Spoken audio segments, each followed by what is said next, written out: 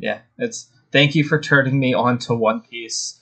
Now I'm sitting here going like, okay, we need to record the next one so I don't forget, and I can just sit at work and watch the next arc right now. Yeah, that's fair.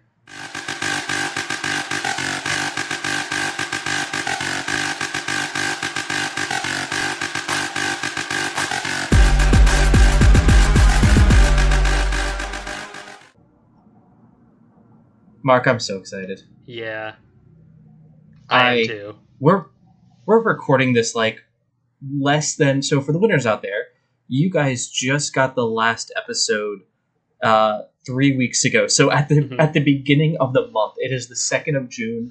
Mm-hmm. You will have this podcast by the Happy Pride. By the 8th. Happy Pride. That feels like the wrong arc to be talking about Pride during, though. Like, they literally burn a flag. Oh, you're right, but you know, it's not like the flag, you know. It's a really cool. Oh my! Mm-hmm. Where would you start with this arc?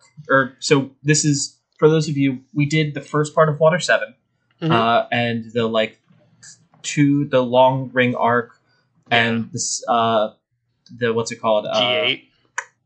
The G8 arc, mm-hmm. which were both really good, and then Water 7 hits.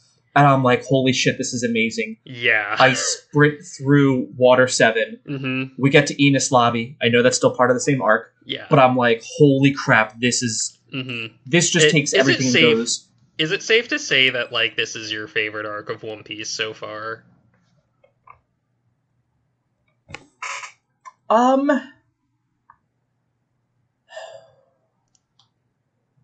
I was thinking about that before we started.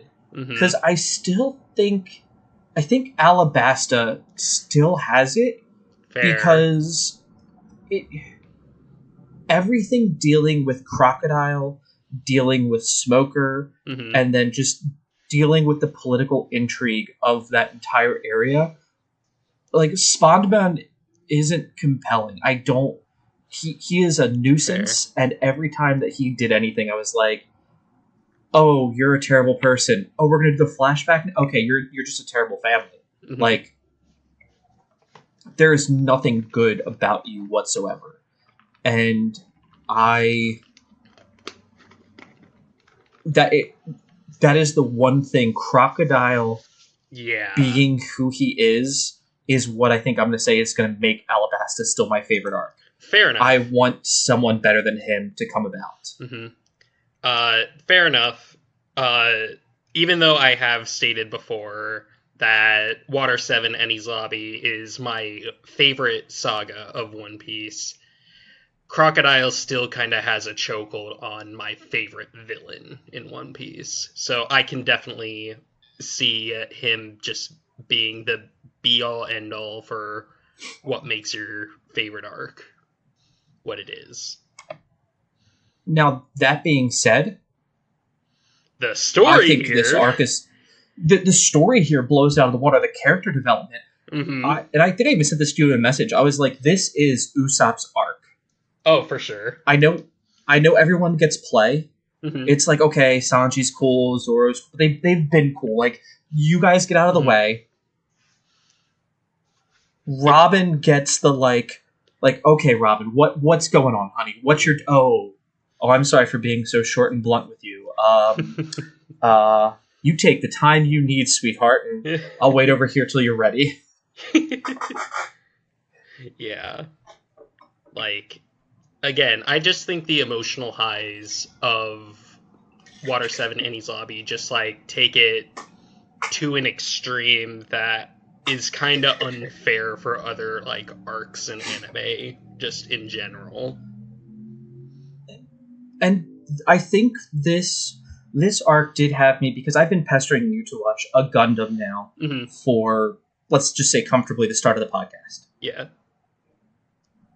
And if someone were to come to me and be like, hey, I want to get into anime, how would I go about it? I'd be like, well, my favorite anime is Trigun. It's a complete story. Cowboy Bebop, Ghost in a Shell. If you want something lighter, sure, go try, like, do Demon Slayer because it's Yeah. a shonen. It's a quick story though. Mm-hmm. And if it would take somebody saying like, no, I really like anime, I want to watch shonen, what would you suggest? One Piece, I'd be like, hey, do you care that it's an investment? If they go no, I'm going to recommend One Piece. Whereas like, I'm a mecha fanboy. I love all things mecha. And if you would be like, oh, recommend a Gundam to me, I'd be like, fuck, okay. Yeah, what do you want? That's a big ask since there's like 50 different Gundam shows. And half of them don't tie together. You can watch most of them completely separate and be like a little confused, but Google it real quick. Right. Whereas this entire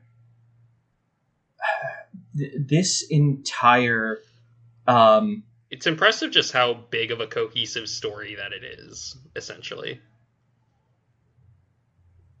And I like that things are coming back. I love the fact that, you know, we're getting heralds. Like, everyone's still like, no, these are the guys that killed Crocodile. We can't tell anyone about it, but this is the team. These are the pirates that took down a warlord of the sea. Yes. So, aside from that, I guess we'll start where we're currently at, which is we left off, and the Straw Hats made it to Enos Lobby. Yes. They got on the train, and the train got to Enos Lobby, and they were like, okay, we're going to go rescue our friend. And at the beginning of it, I love the fact that it was Nami's like, hey, look, we can't be stupid. Let's go in here with a plan. This is what we're going to do. And then you had the Galilama. Oh, God, what was his name? Rope guy. Oh, Polly. Patty? Polly. What was that? Polly. It's Polly, right? I'm pretty sure it's Polly. Polly. Yeah, Polly. Yeah, it's Polly. I was hearing Ollie, and I was like, I don't think that's correct. You're right, Polly, and then you had the Frankie family, because it was at least 4 of them. Yes. And you had the two other foremen, but I don't care. Yeah. And they make the plan with Nami, and Luffy's there and like, do you understand? And he goes, yes, and everyone goes, yes. 2 scenes later, hey guys, where's Luffy? And he's he climbed on top of the train. Yep. He's just ready to catapult himself into the middle of Enies Lobby. Just... God, it makes so much sense for him. It's always on point with Luffy.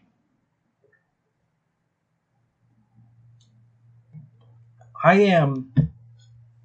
And it's... It doesn't do like the One Punch Man or the Naruto thing, though, where it's like, okay, we have to wait for... Or even Dragon Ball Z, where it's like, okay, we have to wait for Luffy to get here. You know, everyone else is stalling. No one else is really fighting. This is just Luffy's like, no, I want to get in on this. Yeah. And he does it, and then they're like, oh, don't worry, we're going to follow behind him. They ramp the train into Enos Lobby themselves. And everyone else has just as significant a fight as Luffy's having. Right. And this is just like getting to like the building where Robin is like being held. This is like before we're even like in the building and everybody gets their own fight. Yeah, but even still here though, it's like everyone, you know, Luffy's running through and he's fighting everybody inside the actual spot. Everyone else comes through, and like the giants come out from the other side of the gate. And they're like, okay, we're going to fight the Straw Hats. And this is where we really, I think I'm going to spend most of it talking about Usopp, because... Yeah, it's a good... I feel like this arc and, like, Water 7 is, like, prime time for Usopp stocks, basically. If I could describe it as anything, because this is, like, where... Admittedly, I don't think I've said this on the podcast before... I wasn't a big fan of Usopp at the beginning. I thought he was just kind of a whatever character. I didn't hate him as much as, like, some other people tend to hate him in the beginning. But I wouldn't say I really liked him until these two arcs did his character a huge ass favor.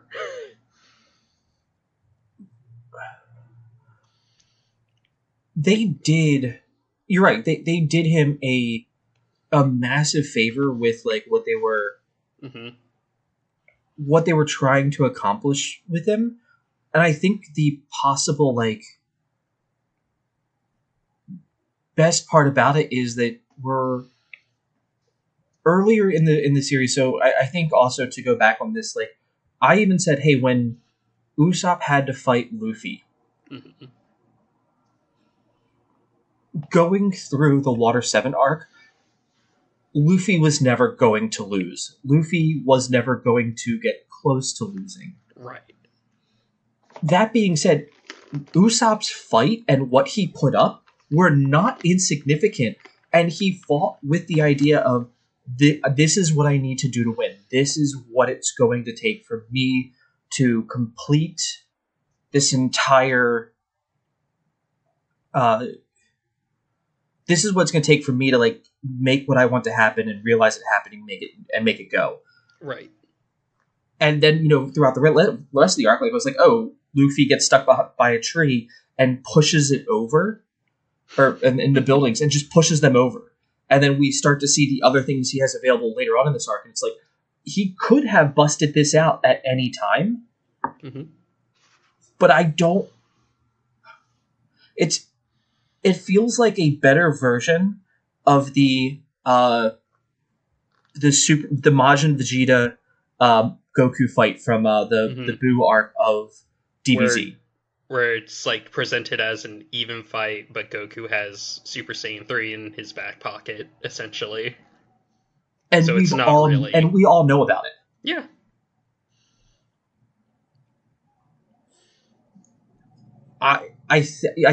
Oda nails this. He nails that fight with Usopp when he's like, "Oh, you're weak because you won't just finish an enemy. You'll let me get back up. You'll take them being kind. You'll let them dupe you into stuff." And I like that he's like, "Okay, I'm not as strong. I'm not as capable." But at no point was I like, "Oh, okay." And he fought with like, "This is what will hurt Luffy. I need to cut him." Fight smarter, not harder than Luffy. Because, again, even when you're that far in, you know that Usopp can't really, out-muscle Luffy, basically. Plus, I don't really think that's also really the point of the fight. It's more so for Usopp to kind of cause as much harm as he can to Luffy, to basically prove that, hey, even though I'm probably the weakest member of this crew, I can still pack a punch and I can still be useful, because he's projecting everybody's feelings on the Mary onto himself, basically. God, that hurts so much. Yeah. Just bringing up the Mary right now is that's a kick. Yeah. Especially since we're gonna have to talk about the Mary sometime during this podcast. Oh, we'll get there when we get there. Yeah, that's a problem for future Mark and Chris. I hope you have a cat within scratching distance and a vape pen within. Yeah, I've got a cigar for cooking dinner later, so that'll be what I do when I need to cry about that. Yeah. But even at this point, this is where the Straw Hats get over. They start fighting to get to Luffy. And we also get to see, once again, Usopp gets quickly separated. Yes. And they take down the giants. I'm sitting here looking through it because they get over the wall. These fights really don't matter. They don't. What begins to matter is when Usopp gets separated and the giants start waking up, he sits there and goes, "Oh, hey, you guys are giants. You're from this island." And they're like, "What? Yeah, I know the two guys." And they laugh like this, and the other one's like, "Keep." And they're like, "Oh my god, you know them. You're an honorary giant like us." Yeah. You'll also, if it's not already obvious, Usopp has a huge amount of respect and some ties to the Giants, and that pays off in dividends here. Because Oimo and Kashi, who are the Giants who are introduced here, were originally supposed to be working for the world government, and then they defect to our side. Because Usopp's like, hey, I know Dory and Bragi from Little Garden. They're still fighting to this day. And to me, I think that shows really like what Usopp brings to this arc, or to this team. Like, he brings the emotional connection. Yeah. I think he relates to everybody else that isn't to the same extreme, or he wants a goal that I think a lot of us are like, oh, this to me is the most reasonable goal. Like, I want to be king of the pirates. That's going to be, a lot of drive. Him being like, I want to be a brave warrior of the sea. It's like, okay, that's hard to define. And even if we take the military version, like, a hero is no braver than any other man. They're just braver for like 10 seconds longer. And Usopp's like, Luffy, I'm gonna fight you. Alright, we get him braver for 10 seconds longer. And these two giant the two giants show up, and I have it like pulled up. Oh, there's a deeper dive into this arc, so that way I can remember names and not have to like do this. Dory and Broggy, you're right. I remember them. I remember Little Garden. This is all still going on. Good, because keep Dory and Broggy in mind for like 10 years from now as well. Is all I'm gonna say. That's true. Actually, no, I have no idea yet. I'm excited to see them. And I love what Usopp like got to see there. I love the fact that it was like, oh no, he almost single-handedly saved the Galila guys as well as the Frankie family. Before they even get a little further on, as everyone else begins to like head towards the roof as well. Right. But Luffy does head to the roof of the building that's right across from where Robin is being kept. And we actually you finally get to see a Gear of War. I did get to see a Gear of War. I was very confused about a Gear of War because it goes straight from, no gear to Gears of War 2, and I think Gears of War 1 is still one of the best games.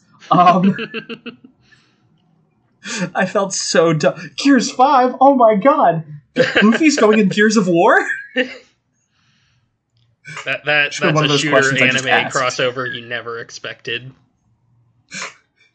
I feel like he'd be a broken character. You could hurt him with 3 weapons. Yeah. But yeah, we basically, as everybody is still like getting trying to catch up to Luffy. Luffy's already on the roof of the building, and Blueno, who is the guy with the door fruit, he is also waiting there, and he is basically freaking out Luffy with his powers until Luffy's like, you know what, I can't waste my time with you, so I'm just gonna power up a little bit, and we actually get to see Gear 2 for the first time here. So, I'm gonna say I think this is one of the weakest aspects of this arc. Fair. Is, where did Gear 2 come from? Basically, it was just kind of developed off screen. It makes kind of more sense if you consider the fact that before Eni's lobby, we had that confrontation with Kuzan, where Luffy was basically just completely bodied by him. So he figured, okay, I need to find a way to make me stronger, essentially. And I think the implication is that on the way to Water 7, he basically was able to develop this whole gears system. Since he didn't have it like in Skypiea or Alabasta or Arlong Park. So again, it's not like the biggest it's not like the biggest deal, but yeah, I would have preferred to like see even like a small little like training arc on screen where he kind of gets the idea for the gears system, since Luffy's a very like creative fighter. So it would have been nice to see that unfold. And I think for the other like big part of it here for me as well, that it also, I don't understand how it's working. Because for me, it's like, okay, and I just started putting things together a little bit later, and then the end of the show confirmed it. Because I think I messaged you. I was like, oh, it's your Setsui no Hado is what Haki is. I guys, I'm going to use Street Fighter because I know Street Fighter. It's the like, I can sense what you're going to do, and I can project my strength outward, but not in a... It's not in the like, oh, look at the energy radiating off me, blowing dust away. It's I can feel either your malice or like your intentions to such a degree that it affects me. And because Gear 3 is also related in this arc. Yes. And when Gear 3 happened, one, I think Gear 2 and Gear 3 are like incorrectly named. I think Gear 2 should be Gear 3. Gear 3 should be Gear 2. Okay. And it's kind of like Toriyama forgetting about, Super Saiyan 2, Gohan, when he created Super Saiyan 3. Or going like, oh, isn't 3 2? Whereas when I saw Gear 2, and it looks like Luffy was like making the rubber denser, I guess, in order to do those fights. Basically, the mechanics of Gear 2 is that it doesn't really make Luffy... It's a new form for Luffy that doesn't really make him stronger, but it makes him like way faster. Whereas Gear 3 sort of just makes Luffy a lot stronger, but not so much faster, and there's also some extra elements to it. So I'll slightly disagree with you there, but I can see where you're coming from. Okay. And I guess because at least as far as like when I saw certain things happening, and we'll get to that later, like Gear 2, I was like, oh no, this is like Super Saiyan, like this is the jump to Super Saiyan. And the way you're kind of now describing it, I'm like, oh, okay, we're talking like we're going stages between Super Saiyan, where it's like the bulky Trunks, if I hit you, it's going to hurt, but if I can't hit you, it doesn't matter. Yeah. I felt so bad for Bueno when everyone like comes out and they go, oh, he got beat. Well, I guess tending a bar is going to make anyone weak over time. And how quickly he was just like, not get out of here. This doesn't matter. You don't matter. You suck. Yeah. They are brutal.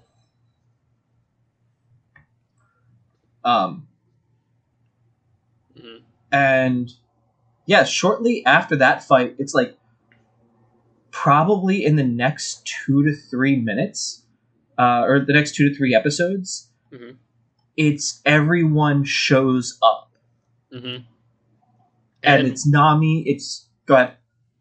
I forget, is it like during here, or is it like way before when Kaku and Califa eat their devil fruits? I forget. Oh, it would have been like just before that. Okay. Right. So everybody shows up to the roof, and basically we get that confrontation between Robin and the Straw Hats, where she's still going, I just want to die, leave me alone, you're better off just quitting now and cutting your losses, basically. Which, Luffy ain't hearing that.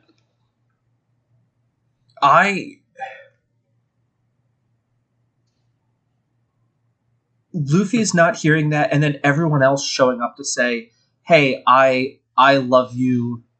Like, we all love you the exact same." And then everyone kind of like doing their flashback of how they got here and what it's like to, what's the word I'm looking for? Like what like them being with Robin has meant to them. Right. Even though she's like the newest recruit, she still has made a huge impact on all of them. Because, like, again, the Straw Hats are basically kind of like a found family here.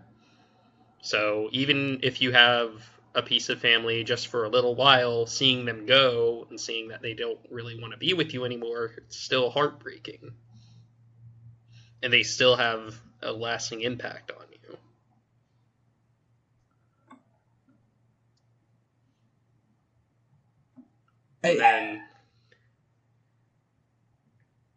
And then we get to see, like, and then Spawnman comes out and goes, "Look, I'm tired of your shit. I will use this Buster Call." And shows off the Buster Call. Which is a golden transponder snail. And I like that the receiving end is a silver one. There's so many great things that I think they did. That they did now with there's so many great adaptations now that I think they did. Like, it's like, oh, it's the golden Buster Call, and then it's the silver one is the one that's at base. The golden one is held. The golden one is held by. And this is one thing. So is it held by admirals or vice admirals? It's held by. I do want to say it's vice admirals that can hold it. Okay. Because Akioji gave this one to Spawnman again. But then we actually get the, like, hey, let's get Robin's backstory. Yep. And this episode of the Wrong Button podcast is brought to you by crying. A lot.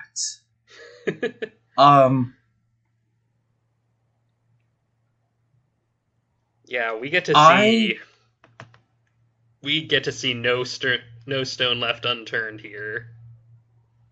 Basically, from a child, we kind of know that Robin is kind of ostracized for her devil fruit powers. Her mother, Nico Olvia, is basically away at sea, so she's being looked after by basically her aunt and uncle, who are just kind of neglectful for her. To the point where basically, even on her birthday, she's just kind of left alone at the house and given a list of chores to do. You even get, like, a very depressing scene where she's mopping the floors, but she's crying, so she has to clean up her own tears, which is like, Jesus Christ, Oda. What were you cooking with this kind of scene? But you do kind of get the sense that it's not all bad for her, because she... Well, it's like she tried on her cousin's old clothes and got yelled at for it. And she's like, I wanted to feel what it would be like just once. Yeah. But on the bright side, she kind of has her own little found family on this island, which is called Ohara. The Island of Devils? Yeah. But she has her own little found family in the form of the Archaeologists Association, where she's basically thought of as a prodigy. Because she basically, at the time of this flashback, she passed her archaeologist test, and she is now, like, considered an official member of the Archaeologists Association. And they even, like, throw her a little, like, surprise party, which is, like, really nice to see, really wholesome. And I think it's also here where she reveals that she can actually read the ancient language that's on the poneglyphs. which the lead archaeologist Clover says, "Oh, don't tell anybody that. Keep that to yourself. Otherwise, that is basically grounds to like get you killed by the world government." So little Robin is just sort of like, "Oh, okay." And then they kind of proceed to the party. And then I don't think they tell her yet. Or I don't think she says anything yet. If I'm not mistaken, like they have the party. They're like, she's like, "Oh, let me go down in the basement. I know that you guys are doing things down there. I know that they have to deal with the poneglyphs." And they're like, "Shut up, Robin." Like, right. Very nicely, but also at the same time, they're like, "You can't. You are not ready for those. We can't have you reading those because you are a child." And they don't want to reveal, like... I think you are right in the sense that they didn't, like, reveal, yeah, the world government's gonna kill you if you find out, but at the same time, it is very much that is their reasoning why. Because that's kind of dangerous, as we will see, and continue to see. That the poneglyphs are a bad thing to deal with? That... Not so much that they're a bad thing to deal with, but, like, if you're seeking them out, then you're asking for trouble by the world government, basically. And honestly, just after that, like, once that happens, though, she then leaves, too. Mm-hmm. Like, she runs away, she leaves, she goes into... she still takes books, because I like the flashback that it gives her where she's like, "I just wanted to read the book, I'll give it back." And he goes, "It's a library." Mm-hmm. Yeah, just return the book when you're done with it. Yeah. Take care of the book. And it was such a touching scene to see that, but at the same time, I don't know, I felt so bad that she studied so hard. She worked so hard on all of this. Mm-hmm. And at the end of it, she just became like, she just felt like, no, I'm still not being taken seriously. I'm still treated like a child. I'm still just a bother. Right. And I felt so... Like, I guess that made me feel just as bad for her, as like the neglectful aunt and uncle guardian thing. Yeah, and theirs was for Clover, for that entire society. It was coming from a place of like, no, they are 100% right. She doesn't understand. Yeah. But to her, it's just like another book to read, but to everyone else, this is like, we gotta protect this child. Because again, yes, like, in this flashback, Robin is like an 8-year-old. Not 18, not 28, she is 8. Single digit age. Yeah. And we know that the world government is not above killing a child if they have to. Or like if they feel they have to, rather.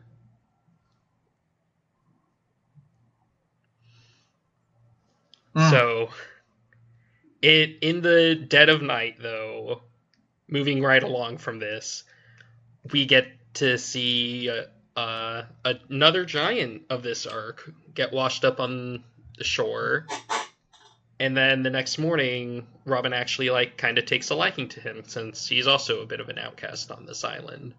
She brings him some food. We meet Saul. Better Call Saul. Him being introduced, I think, is probably the happiest that I was for this arc for Robin. Yeah.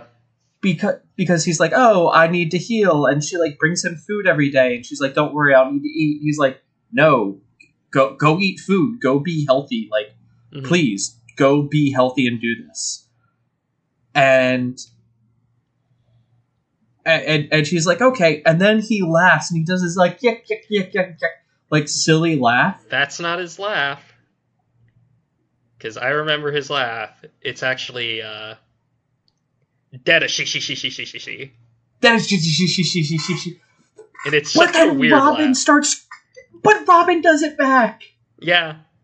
And she starts doing it. And okay, this is the second, major issue I have with this entire arc. She doesn't do it when she gets back with the Straw Hats.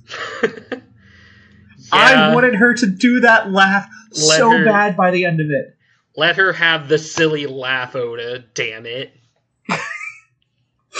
But, when she was back, when Chopper was with her, I just wanted that, and Luffy to say that's a silly laugh, and she's like, I wanted a callback to that because it's wholesome. And when everything happens with Saw, and we're gonna get to it, the last thing he does is laugh like that at her. Yep. And it's like she needs that laugh. Though I can understand not bringing it back, considering something else we'll get to kind of soon. Oh. Yeah. I swear to God, if we have more heartbreak in the next thing with her,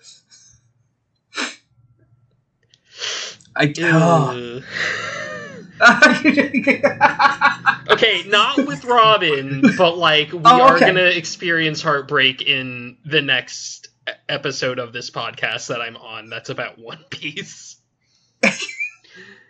How does the One Piece podcast that you guys have been doing end? I just couldn't take the heartache. That's why I stopped watching. It's not that it wasn't a great show. I just couldn't take. I cried over a ship. I walked away. I love One Piece, but I can't forgive it. God, they're monsters. And so we get to all that, and then we get to see Saul comes up. All of a sudden, another mysterious person comes up. And then the Navy comes. And we learn that it's Robin's mom who's back on the island to warn the Clover and the rest of the archaeologists, hey, we got to get out of here. Bad things are coming. I'm going to take this gun and I'm going to go attack them so that way, hopefully, they just take and kill me. Right. And you guys can be free and get out of here. Yeah. Spawnman, he does not have a good member of his family, does he? I don't know. He probably maybe somebody in his family who may be related by blood. I don't know.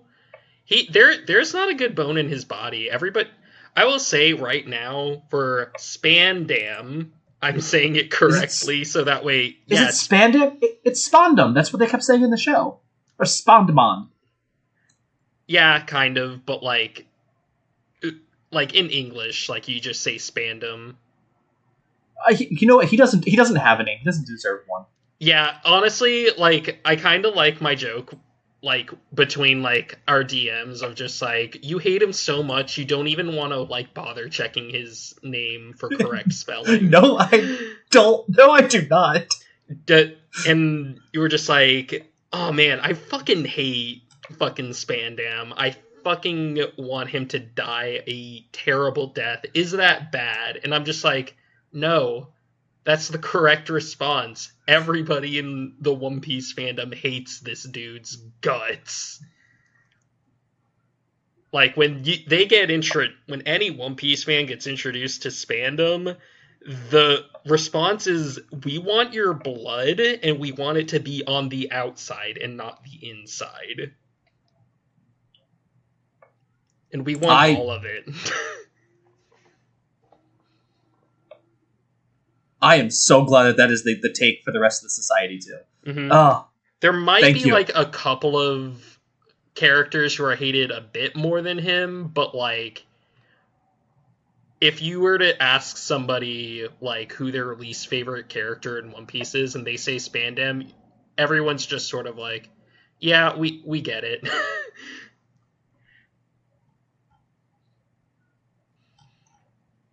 God, fuck that guy. But yeah, Ovia is here on Ohara, and she is basically warning everyone to evacuate, so that way she can sort of make her own sacrifice to basically save the rest of the archaeologists. And yeah. I like how when she gets there, they talk about what is it? They talk about how Robin can barely remember what her mom looks like. Mm-hmm. And then they do the run by, and neither one of them can really recognize what the other one looks like. Mm-hmm. And I'm just like, oh, this is heartbreaking because you haven't seen your mom in so long, and the other one is literally she's like, I haven't seen my daughter. Yeah. And to us, it like is very obvious that these two are mother and daughter, since Olvia literally just looks like Nico Robin, but with white hair, basically. Throwing this out there, Robin with white hair, I can get on board with that. Yeah, like she doesn't need to change the way she looks, but Mm-hmm. I like I'm the black hair the on Robin. I think that's like the better hair color for her, but white hair, you know what? She can rock it. She can rock it so good. Mm-hmm. And so we get through that. The Navy comes. They round up and blow a hole to get to the phonoglyph, and it's called the World Tree or the Poneglyph. It's called like the World Tree or the Tree of Life. Yeah, the World Tree. And starts a fire. Mm-hmm. And here we get to see.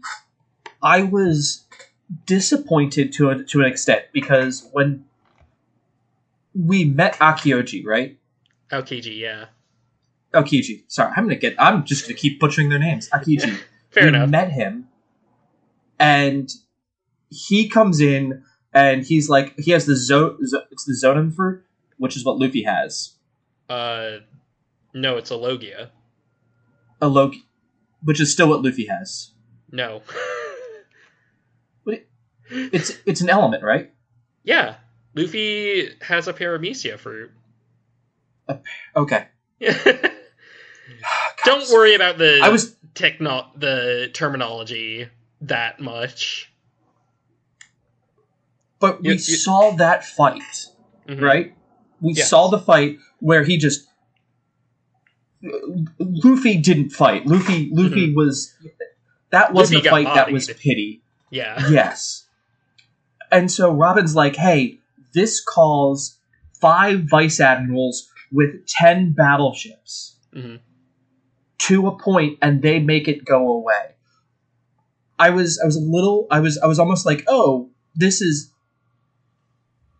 I don't know when Ace got his fruit, so I was mm-hmm. like, this is before that. They've shown the picture. Maybe the previous Flare fruit,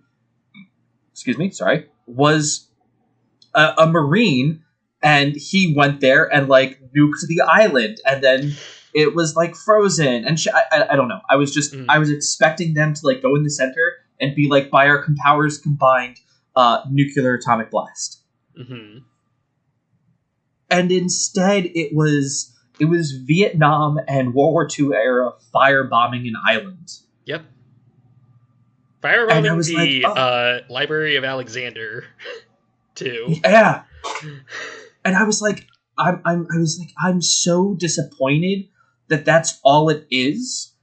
However, when that also happened, like they were like, hey, we'll let them get on this boat mm-hmm. and they can escape, but we are going to shoot and kill and let all the archaeologists run in there, and they're going to die and like get burned alive. Yes. But we're also going to capture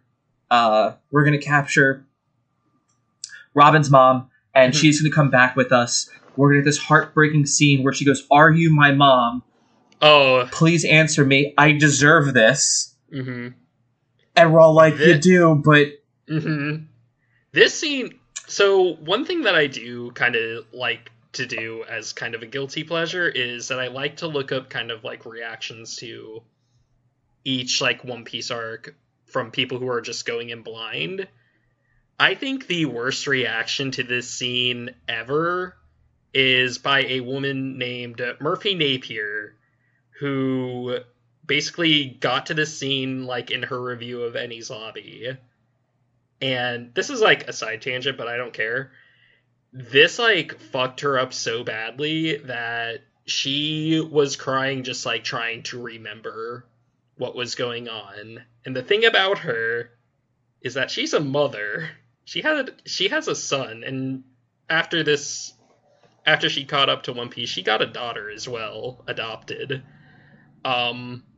She was just like, after I got to this scene, I needed to like put the manga down and go up to my 8-year-old son and like hug him.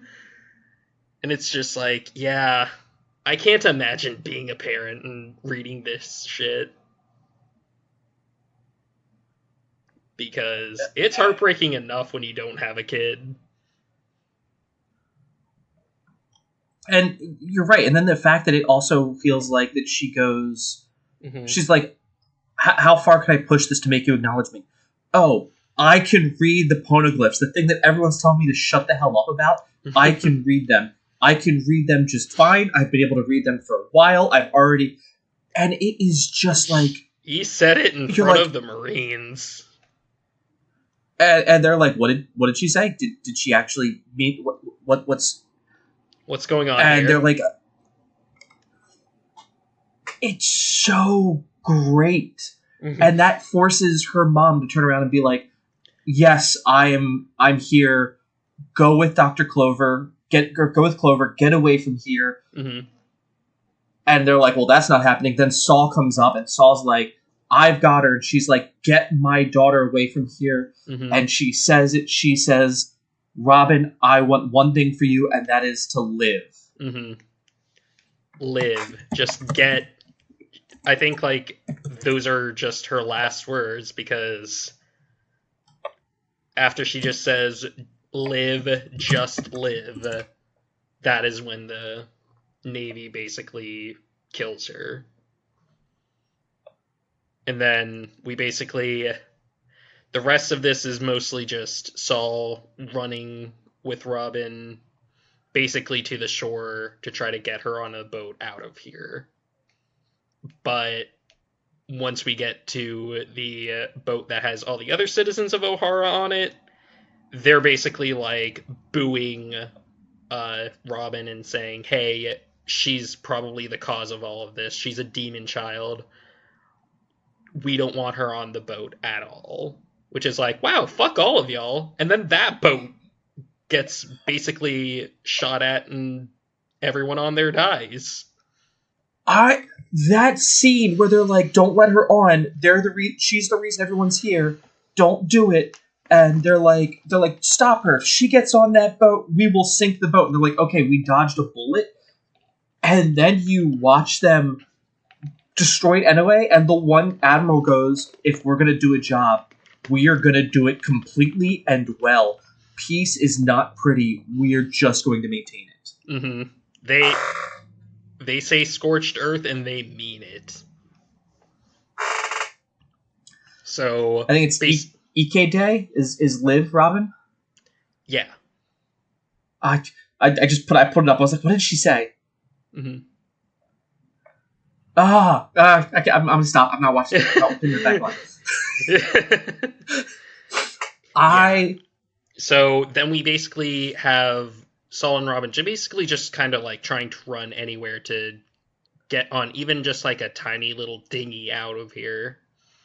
And basically Saul gets shot at and basically, and this is going to be important in a bit, but tells Robin, hey, do what you can to escape and get out of here. There should be like a small boat like at the North Shore, I'm pretty sure.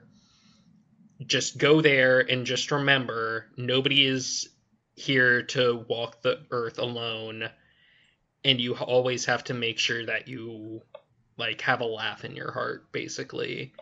And you hear one last deda she before Robin basically just has to run away. with like tears in her eyes to basically the next shore, and we don't see Saul Goodman again in this flashback. And all that's left now is Robin finds a boat, but who is with the boat other than Aokiji, who basically has the boat all prepped up and basically freezes parts of the ocean to the point where if she just sails straight, she'll reach a new island. And then we learn that Kuzan basically leaves after that. He doesn't go on the boat. He basically just tells Robin, hey, I think this shit is wrong. I think it's wrong to kill you. But next time I see you, I'm not going to give you this same kindness. And so Robin basically does row away from Ohara alive, obviously, because we've seen her as an adult. But as she's rowing, she's basically seeing her entire home burn down. And we basically get a flashback of what Saul said to her before she dies. And as she's crying, she's trying to, like, basically get her spirits up a little bit. So through her tears, she tries to let out a deda she. I'm so glad that you brought that up. Yeah. She's crying, but she's trying so hard. Because Saul does say, like, hey, it's a big ocean. You're going to find the people that are going to be like, no, you are ours, you're our friend, you're our family, and you're going to laugh with them. And that's what you're going to go out and do. Mm-hmm.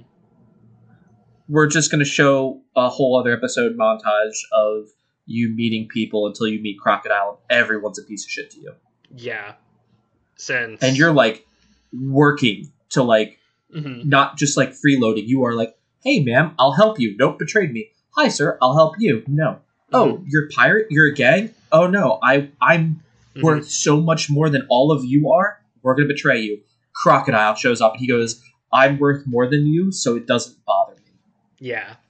And it should be also kind of worth noting for anybody who hasn't, like, watched this far, which, at this point, like, go watch One Piece or read it or something. Goddamn. But at this point in the flashback, Robin has a bounty on her head, dead or alive. 80 million berries. As an 8-year-old.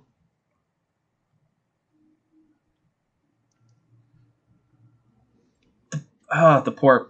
And all I can think is, like, the poor woman. The poor girl at this point. She's not even poor woman. The poor girl at this point. Yeah. She lived through a genocide. Yeah. So, and then after that, we basically flash back forward to Enies Lobby in the present, where our girl Robin is still saying that she just wants to die, leave her alone. But the Straw Hats aren't going to have that. You know that by now.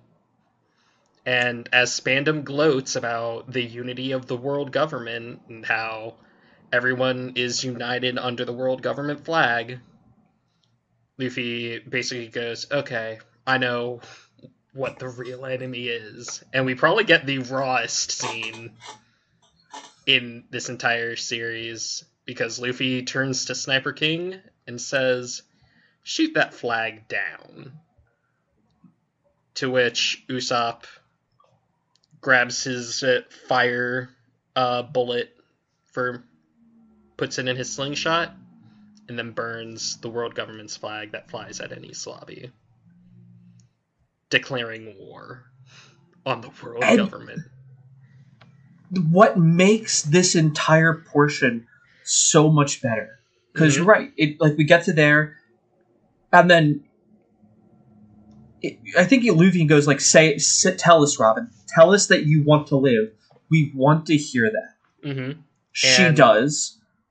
Yep. Which is honestly my favorite moment in One Piece, honestly. I Want to Live is like a stellar one, and I think the anime does it better because I don't think the manga flashes back to, again, Saul saying, hey, find some people who you want to be friends with. Nobody's here to be alone. And then again, she flashes back to Sogeking on the train telling her to believe in Luffy. We should all believe in Luffy. Mm-hmm. He's a good man. Yeah. And I think the other really important point is, like, one, I want to live. Take me to sea. I want to sail the seas with you again. Mm-hmm. Cool. We've established you're in it for the long haul. This is amazing. And then you're right. Usopp going like, hey, believe and trust in Luffy. Like, our differences aside, this goes to show, like, he's like, Luffy, he never stopped believing in Luffy. He was like, I have our differences right now. I'm hurt. We're all hurting, and it's just not going well. But I never did not believe in him. Mm-hmm. And then the fact that he goes, it's shoot that flag, pulls up the new slingshot, the Kabuto, by the way. Yep. Awesome slingshot. Super here for it. Puts one shot through it. I'm so, and I've seen pictures where Usopp might put on a little bit of muscle. So I'm excited for, like, Usopp's entire glow up and what he's become. Mm-hmm. Puts a shot through the flag without hesitation, without a, are you sure? It just happens. Mm-hmm. The last time we saw something like this was when he was going to go defend his island from the Pussyfoot Bandits. Mm-hmm. I'm pretty sure that was their actual name. It was like the Pussy Bandit, the Cat Bandits. Cat doesn't Pirates. Matter. Yeah, the Black Cat Pirates. The English translation says something, or the Japanese like to text says some stuff that's like, I don't know how this gets on TV. Yeah. And he's shaking the entire time. He goes, this does not mean that I'm not going to go do it. And they're like, no, we didn't say it did, man. Like, you're being brave. Like, sure, you're shaking, but we're not calling you a coward. What you're doing is normal. We are the freaks here. Yeah. And here it's congrats. Here's the exact same sequence. You're going to go defend somebody that you love. You're going to do it by attacking someone else. Does it without hesitation. Mm-hmm. And I was like, okay, that is to me the culmination of Usopp has the right to hang with the crew. Yep. Just as much as anyone else. This is his time where it's like, no, you are a member of the crew. Mm-hmm. Bounties be damned. Sanji has like a really good line to Usopp later down that I can't wait to get to. I just want to say that. He does. Yeah. You know what I mean. I know exactly what you mean. And then at this point we also get to watch Frankie burn the blueprints for the Pluton. Yes. And he does his coup. I think it's coup debut. Frankie, I'm on the thing. I couldn't remember what it was long. Yeah, but he uses his butt blast. Yep, pretty much. Never change, Oda. Never change. I love that he's like powered by cola. Yeah, it's just a lot more fun of a fuel source than if it was just like battery acid or something, you know, or just like energy. It's like the most. It's like carbon punk instead of steampunk. Mm-hmm. Shake him up, he gets a little bit stronger. Mm-hmm. But yeah, he tries to grab Robin, isn't able to, but he falls with the rest of the group to get over and get into the Tower of Justice, where we get our 1, 2, basically 3, 4, 5 fights. Our climactic fights. Because one of the members of CP9 has basically has the key to the handcuffs that Robin is being kept in. And just like every other time, Robin has decided that she's going to live, And we're like, okay, Robin's gonna fight. No, you're wearing sea prison handcuffs. God damn it. Yep. Because it would just be too damn easy if she could just fight back with her devil fruit. Which, like, at the end of this arc, yeah, it would have been way too easy for her. But we're getting ahead of ourselves. But we are. Yes. I guess just going through this, because the fights are kind of easy to glaze over. Yeah, I do like that. Yeah, I do. Go ahead. Go ahead. Sorry. Oh, I like that we get to see Chimney and Gonbei running after Spandam and Lucci. Yes. And, like, putting marks on the wall, and then her grandmother's like, what are you doing? And they're like, they'll get lost otherwise. And I was just like, God damn, this kid knows what's up. Yeah. Kid hasn't even known Zoro for that long. But basically, Luffy darts towards Rob Lucci, the head of CP9, because he wants round 2 pretty badly. And then basically everybody else.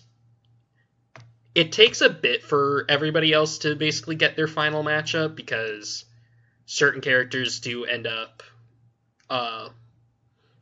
matching up with characters who they don't end up ultimately defeating. Sanji, for instance, first, like, gets into a room with Califa, but because he can't hit women, he is basically quickly dealt with by her. And then Nami finds him, and then she has to fight Califa, for instance. And basically all of the Straw Hats, except for Zoro and Luffy, are like this. I was honestly really surprised by... because prior to this, I didn't know that Sanji couldn't hit a girl. Or I just wasn't picking up on it as easily. I'm pretty sure in Alabasta, that kind of becomes a thing. Because Bon Clay can transform into Nami, and he's just like, oh, I can't hit you. Oh, I thought it was because it was Nami. It's both, basically. I think the whole Bon Clay fight kind of sows those seeds a bit, and then this one, like, I think is the first time it's outright stated.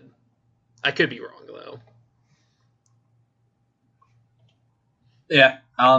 And we get to see him turn into a weird way, and at this point, we get to see, probably, you're right, a really interesting fruit, which was the bubble fruit. And the bubble fruit had some weird properties. I'm gonna just kind of be like, oh, because Nami comes in after seeing Sanji go over the side, and he looks really weird. Yep. And Kafla is just taking a bath. Like, it's like, oh, we're getting. I was like, wow, this is oddly sensual. Why are you taking a bubble bath? No, actually, it has a purpose. Yes. Although Nami is fascinated by it, so happy Pride, everyone. You know what? That's fine with it. Here's my one question, though, because Nami's like, why would you make yourself weaker? You mean to tell me that a devil fruit user or a power holder can't take a goddamn shower or a bath without being made weaker? No, I think this is just Nami not, like, understanding, like, the extent of... No, trust me, devil fruit users are allowed to shower. Oda has basically confirmed this. Okay, because this was like, I was like, okay, well, I guess Smoker and Ace are kind of like, all right, turn to smoke, turn back, I'm clean. Turn to fire, turn back, I'm clean. The only one, I'm like, Luffy just stinks? Or doesn't, I'm so he stinks, but, like, for different reasons. Oh, okay. I was like, how does this work? And then it's like, oh, what about the ones that turn into animals? Like, God, that... So I had a lot of questions. That has all since now been answered. Thank you for confirming that. You're welcome. But I think I even messaged you, like, Nami doesn't... Like, I don't want Nami to be relegated to to like, oh, there's a girl. Nami has to fight the girl. She does. You don't want her to be the catfight character. But at the same time, this wasn't just like a give me cat fight. Like the one with the spiky girl in Alabasta, I was like, okay, this is okay. She's fighting this character. What have you? It's fine. And then we're doing this one. And I'm like, okay, you're fighting the girl again, but her powers felt like I was like, oh, these bubbles are intimidating. And Nami's like, yep, gotta do this fight because Sanji's a wuss. Yeah. Basically, she wanted to cover Sanji's ass, basically. Yeah. And this is actually, like, kind of a good power for Nami to counter, since, obviously, she has the climate act with her, and she can use her weather powers to basically... Yes, the new climate act. Yeah. And I love how she's like, don't mess with the navigator. I'm really good at my job. When I tell you there's going to be inclement weather, fucking listen. Yeah. Like, okay, got it, Nami? Yeah. So after that, that was a quick one. Frankie's fight was really cool. The Coke was... The cola thing was cool. He fought Choppa? Yeah. Chapapa. But yeah, I know who you're talking about. His fight was also like kind of quick, and also I do like the gag of Frankie just having a different personality depending on what drink you put inside of him. It was fun, and I like that he sits there and goes, "Are you just trying to see what this will all do to me? Give me Coke." Yeah, and he ends up winning. Chopper and Monster Point. Oh. I'll let you handle this one. So, Chopper fights the Sebuko Kabukichi. What's his name? He uses the Rumble Ball. It's not going well. Right. And Zoro and Usopp are still running from Sakujabara, the two, blah, blah. I'm trying to find his name. Is it Kumadori? Kumadori, you are right. That's what I just found. Kumadori, who, like, eats everything together and comes out, like, massive and then shrinks himself down. And I love that Chopper's like, wait, stop. He's like, what? Do it again. He goes, how does that work? And he's like, I'm a doctor. I need you to tell me this could save lives. And Kumadori's like, oh, sure. Go here, do this training, and in the end, what it does is I can fully control my body. Like, every cell in my body will listen to me. And I'm like, that would save lives. Yeah, it would be one of those things, like, there's, I'm gonna reference Demon Slayer, there's a point in it where Tanjiro gets cut, and this is during the Mugen Train arc, and Rengoku goes, hey, slow your breathing, control your heart rate, you'll be fine, you just need to be in control. Scientifically accurate. That can happen. You can slow and stop your breathing through breath control. That being said, having a hole punched through you, no amount of breathing control is going to fix that. So, just so you know, like, take when I say this is scientifically accurate with the pinch of salt that it so rightly deserves. And yeah, I liked the fact that Chopper was like, hey, can you just tell me how this works? Like, you're changing your body. Because Chopper's like, I can do that too. I just can't do it the way you can. And he takes the Rumble Ball to do that. And he talks about, he's like, okay, I took 1, I took 2. If I take 3, something bad happens, and then we go back to Doctora finding him and, like, nursing him back to health. Like, I know that you weren't doing these experiments, but kid, you were not in your right mind. Something went wrong, and you can't do that again. You will kill yourself. Yeah. Does that get explained more somewhere down the line in the future, because yes, Monster Point was goddamn terrifying.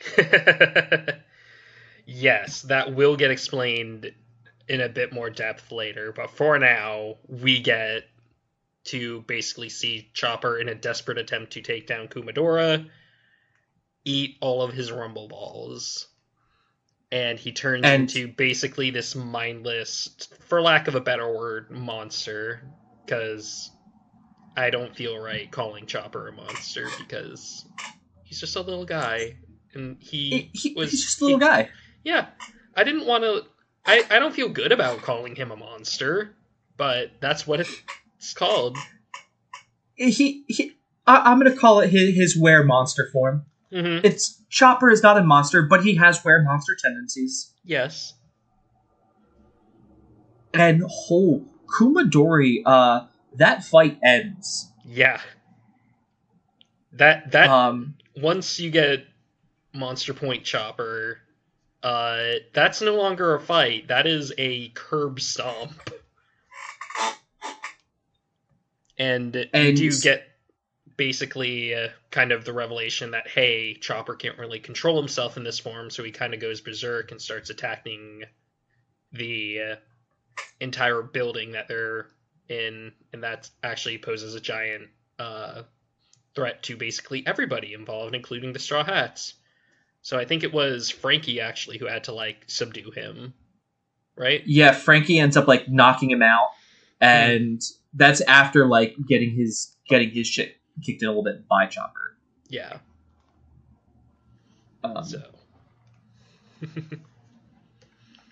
So, and we should also mention at this point, because of the laws of anime, Nami's opponent, Frankie's opponent, Chopper's opponent, none of them actually have the key that they're looking for. But we do actually have kind of a more humorous, a little kind of bout going on with our remaining two of our remaining three CP9 agents, Jabra and Kaku, and then also Zoro and Usopp. Kaku having the giraffe fruit. Mm-hmm. I do like that we got the canon, hey, this tastes bad. I am glad that that's a thing.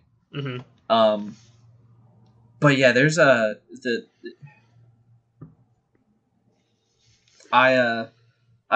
gotta say, like, that, and Kaku was, like, trying to use his own, like, he's a 4-point swords user, because he can do the air slashes and then fights with 2 swords. Yes. And then Jabra is just a werewolf. Yeah, pretty much. I like that Usopp is like, alright, I have an idea. And he's like, what? He goes, I wonder what's cooler. I think giraffes are cooler. What's that, Zoro? You think it's wolves that are cooler?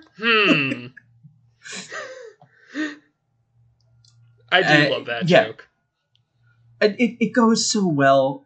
Then we get to the point where Zoro's like, I have an idea. We'll flip for it. We'll cut off one of our hands. Just get you to Chopper. He'll sew it back on. It'll be fine. And that was really cool. Mm-hmm. And then, of course, at the end, he's like, I'm going to hold the sniper sword. Yeah. Yeah. And this is also, like, during the fight that Nami was having with Kafla, water gets spilled on Sanji, which washes off the soap, and he is now able to fight. Mm-hmm.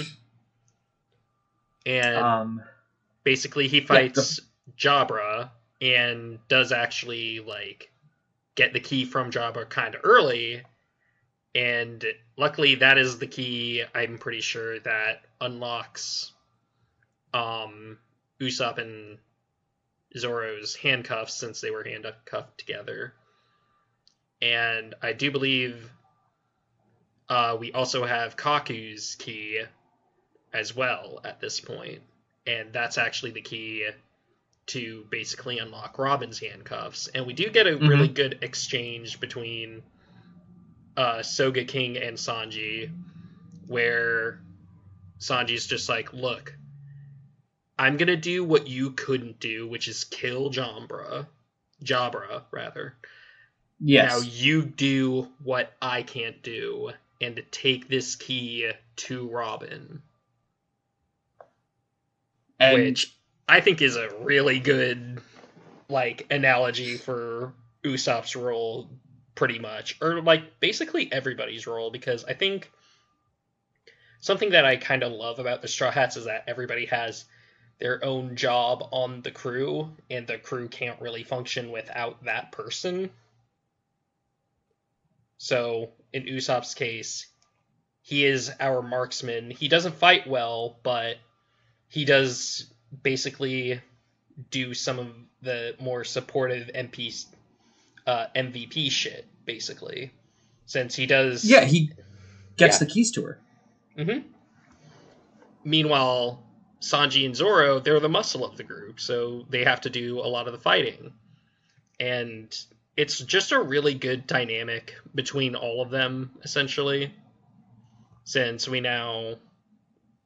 we basically have most of the Straw Hats on the crew at this point from where you are. And basically, I do kind of love that kind of dynamic of not everybody can do every single job, because if there's one take that kind of annoys me about One Piece in the more modern era is how much people believe that, oh, Luffy can just do this entire rest of this series on his own. Which, like, no, he can't. He needs everybody else there just as much as they need him. And I'm just, like, kind of in awe of just how good, like, their relationships with each other are and how they round each other out. And we also had to see that earlier when it was like, oh, we're trying to, go up the vertical island to get over to the Grand Line. Like, we've gotten to see now everyone doing something that they're particularly great at. Mm-hmm. And getting to see here where Robin, or, I'm going to say, like, everything here was, Usopp actually being the one to free Robin in the long run of it all. Right. Like, sure, all the other things did happen. We've got the Luffy with Lucci, like, that fight going on. Everyone else had their fights. But Usopp was like, here are the keys. And let me snipe the guys that are around you trying to hurt you and attack you in order to get you out of there before the rest of the crew comes and, like, surround you, so that way we can all escape. And that was cool. So now we get to talk about Gear 2 and Gear 3. We'll go into the Lucci fight. And after that, probably, like, begin to get to... Because after that, it's a pretty big downward swing with a couple, like, real notable mentions. Right. Or do you want to talk about, like, Sanji or Zoro's fights at all? Okay, yeah, you're right. Because Sanji, we get his Devil Jambe. Diable Jambe. And he can heat up his leg so much by spinning one. Yep. It catches on fire? Hell yes. That's what he uses to defeat Jabra. And he does deliver a pretty cold line, which is just like, God created food, but the devil created spice. And I fucking love that line. And I guess I made it a little too spicy. What? Like, alright, okay, cook, Sanji, go ahead. Yeah, let him cook. And then Zoro versus Kaku, that's like... That's like, it's the 9... what's the word? It's the 9 point... Oh, the Ashura? Yeah. Mm-hmm. I'm confused how that works. I know he gets a training arc coming soon. Nobody knows how that actually works. And it does... It also kind of gives me this, like, it gives me a little bit of confusion here too as well, because because he got like Ashra's Wrath there. He gets like 9 forms, but they all kind of give him their own sword, and I couldn't tell if it's like, is it because you're using cursed swords? Because you have that one not cursed sword. I had a lot of questions about that. Yeah, it's just a really cool thing that he's just able to do. Congratulations, he becomes Shiva, and that's the end of it. There's the end of the fight. And he wins, and then they all head their way to try to get to Luffy. Luffy, who has been fighting Lucci for like 4 or 5 episodes between them now, and is like just trying to hold Lucci so that way Frankie can get by, because Frankie's actually the one with the keys to give it to Usopp, or to give the keys to Robin, and Usopp is on the top of the tower, and he's like, oh, let me sit here and take all the guards out from all the way back there. And the guards have guns, and they're like, we can't shoot that far. I was like, wait, what? Kid's got a slingshot, and he's just clowning on you all. Yeah. One Piece runs on cartoon logic. What can I say? That it makes me cry. A lot. Yeah, and the tears aren't over yet. Don't worry. So that fight happens. They free. Frankie gets to Robin, frees Robin, and then the Lucci fight. And we kind of get to see, because this is where we learn that Luffy's Gear 2 is kind of their... It's their, was it paper cut? What's it called? Yeah. Dash? No. Basically... It's their speed one, because it's like iron body. And then it's shave. Gear it's shave. 3. It's iron body, shave. And I think there are like 1 or 2 others. It's the air sword. But we get to see, because we saw there was a door that Luffy came to with Kongbo. And he's like, oh, don't worry, it's iron, I can get through it. We see a transformation happen. The door goes away. Yeah. Door goes away. And they're like, oh my god, where did he go? And then he's a tiny person running through the... So there's a consequence. He looks like Mario after getting hit by a Goomba. He does. I would love to hear the One Piece overlay with some Mario. But that's where we kind of get to see Gear 3 now in a fight where he blows up he bites into his thumb and literally like inflates himself to the bone. Yeah. So he's increasing his overall mass, is what it seems like. How much do you like Popeye the Sailor Man? There's a chance Will Smith's playing him in a movie, so I don't know.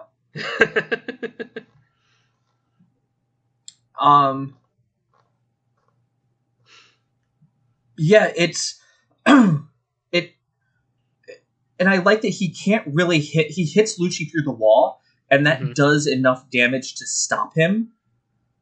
Yes. And we also get to see like Luffy have to like take down a battleship with that power.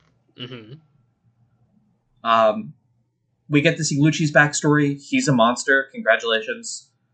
He's always been a monster. He drinks the Kool-Aid. He's like, nope, peace isn't free. I like killing people. I'm going to kill guards because they surrendered to pirates, and then I'm going to go kill all the pirates. Yeah. Basically just natural born killer. Yeah. There's a fight, and I'm glazing over it, guys, because like this is like the only thing that matters next is like there's a fight with the 200 captains and lieutenants, because the Buster Call, the ships are now here. They are starting the Buster Call. Yep. Spodman literally goes, hits the wrong button, does the Buster Call, and then announces to everyone that he doesn't care. He's going to get the promotion. Everyone else can die. Ha ha ha ha ha ha ha ha ha. Oh shit, was that live? So everyone starts trying to leave, And I think they say, like, we can't kill Nico Robin because she's the only one that can create this weapon. Mm-hmm. And so, yeah, now a fight's breaking out. We get to fight a guy who ate the rust fruit, who destroys one of Zoro's swords. Mm-hmm. This dude's, like, I'm pretty sure does not have a name, by the way. Shu. I'm pretty sure. Oh, Shu? Okay, never mind. Shu. He does have a name. Okay, well, he doesn't appear that often, because, yeah. But he basically rusts one of Zoro's swords to the point where it's not useful anymore. So, Zoro's in the market for a new sword now. Yeah. I was like, oh, your swords are special, but they're not that special? I think this was one of... Because I think at this point, there are 2 swords that he has that are, like, kind of special. One of them is not, so this is, like, the one that isn't all that special. Because there's the one he throws up and, like, does the whole, like, really badass, if it cuts off my arm, I'm not worthy. Yeah, I think Yeah. He has the white one of his best rival, which is the one that which is the one that the Captain Smoker subordinate wants to get, because she's like, you don't deserve to have that. I have its, like, one of its sister swords, and that sword's, like, it's like almost along the lines of, like, what's it called? Like part of the same. Like a yeah, but like Excalibur-esque with like motif. Yeah. And yeah,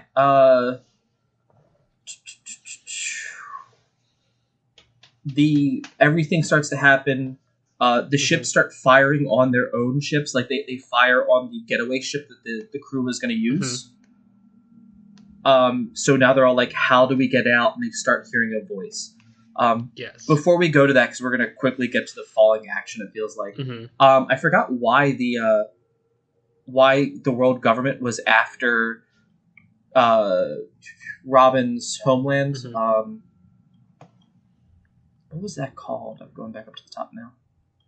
It's because, like, Olvia was going there, and they basically knew that the World Tree was home. Yeah, Ohara had to basically had to burn because people were starting to know too much about the Void Century. Yes, Clover explains, because he talks to, like, one of the admirals or leaders of the world government and goes, hey, you guys destroyed this island and this entire way of life, and they might have been the peaceful, correct ones, so you all could get power. And that's when the guy's like, yep, knows too much, kill them all. Yep. I was like, okay. I did like Kokoro being a fish person. When they turn 30, they're she's a mermaid. Their tails split and they can walk on land, and that's just kind of what she is. Pretty much. Poor heartbroken Sanji. And I guess now is where we get... Go ahead. He just wanted to meet a lovely little mermaid. And then I love that our first mermaid is actually Kokoro, because it's just so funny. They could have easily, like, given us, like, a beautiful, sexy, big, you know, like, big boobied seashell bra, like, kind of typical kind of mermaid, but we didn't get that, which I like. It's just some crazy old lady. And I love how I love just how he's like, why can't my dreams become a reality? He just goes hard on that. And I'm so here for it.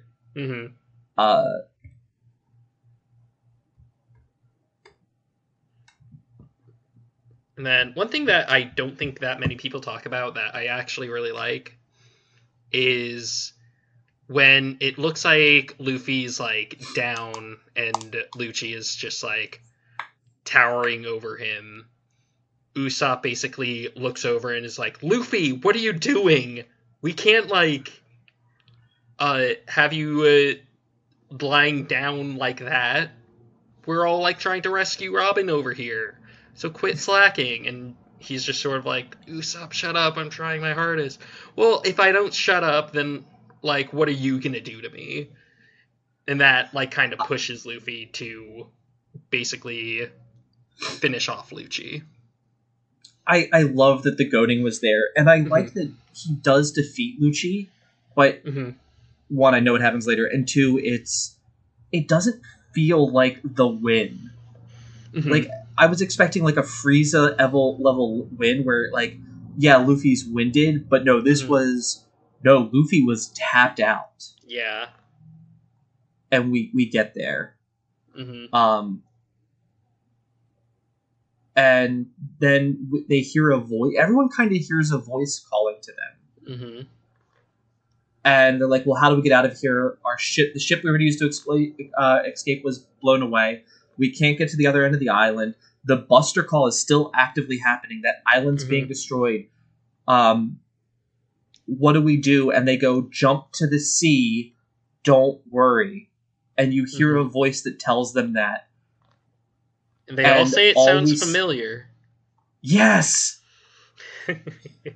And they all jump in. And then it does that's like the end of that episode.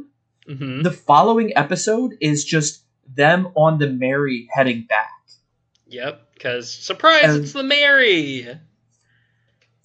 Whose spirit, like, traveled all the way to Enies Lobby just to rescue everyone.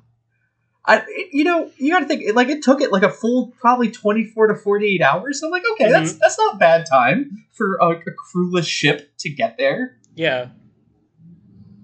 And then we get to see the Gale La and the Frankie family, come to find them. Because they all escaped out on, like, the Puffing Tom to get back to Water 7.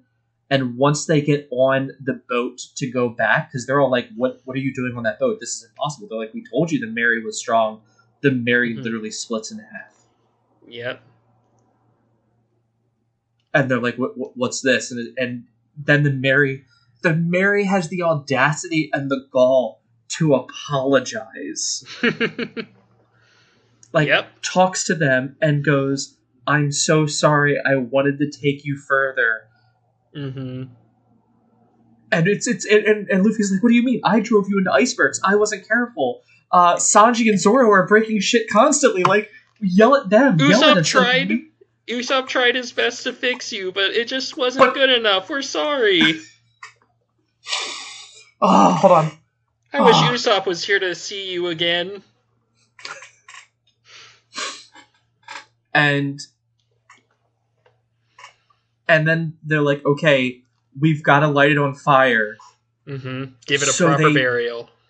They do that, and then Luffy says, we're going to stay here until the last of the light fades from you, because it's lonely at the bottom of the sea. I was like, whoa. Luffy, where was that? We don't need to acknowledge it.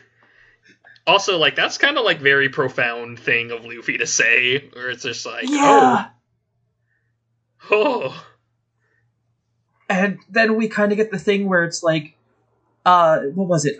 Iceberg was, like, going back after, like we have to figure out a way to go rescue them, and he goes and he hears something calling to him, and he's like, well, he goes, oh, this ship is properly, like, it can't work. And he ends up fixing it the best he can. And everyone comes in to get him, and the Aqua Laguna comes and takes it away, and the ship goes, thank you. And he's like, this thing from Legend is happening on this ship. This is how great this ship is. And he's like, okay, well, I've never seen a ship that's so loved by its crew that it's like, I'm going to go do this. Yeah. Yeah, and so... That's how a One Piece fan cries over a boat. I was talking to Mrs. Play, because she's like, you're crying over a boat. I'm like, look. I was like, Mark was right. There's a lot of symbolism. You know a story's good when you're crying over the ship. And I still don't think they ever called it... Like, they said, the Mary is our pirate ship, but it's almost like Sanji is our cook. Zoro is our swordsman. Nami is our navigator. Mm-hmm. But she has a name, and it's the Mary. Yeah. We gave it a gender, too. Yes. We gave her a gender, too. It's a ship. Ships are typically always. Yeah. But yeah. You gotta treat a ship as you treat a woman. Explain. We'll let that one just hang in the air. Everyone can have fun with that instead of jokes. And then we get them going back, and we get the rest and recuperation episode. Mm-hmm. For everyone's we also up. Get to, and then we're gonna jump to my next favorite part, meeting Luffy's grandfather. Yes, Monkey D. Garp. And then also hearing about his dad, Monkey D. Dragon. Mm-hmm. Oh, sweet. You can answer this question. Okay. Shanks is like that cool uncle that's best friends with your dad. He's not actually related to Luffy, is he? Yeah. Okay. He's Luffy's dad in practice. Dragon is Luffy's dad in practicality and blood, you know? Oh, okay.